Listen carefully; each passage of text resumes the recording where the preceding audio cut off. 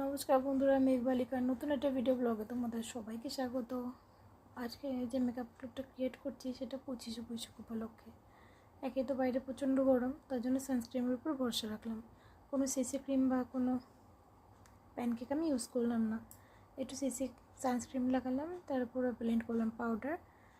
তারপর তো যা যা ইউজ করছি দেখতেই পাচ্ছ। একটু আইব্রোটা সেট করলাম, লাইনার লাগালাম, আর একটু হালকা করে শ্যাডো। তারপর ইউজ করছি একটা পিচ কালারের ব্লাশ। জানি না মেকআপ মানে লাইটের জন্য কতটা বুঝতে পারছো। তারপর একটু হাইলাইটার হালকা করে, আর তারপর ইউজ করবো লিপস্টিক। তোমাদের দেখানো হয়নি আগে আগে যেমন যে শাড়িটা পরেছি সেটা সাদা রঙের, তার সাথে একটা মেসি বান করেছি।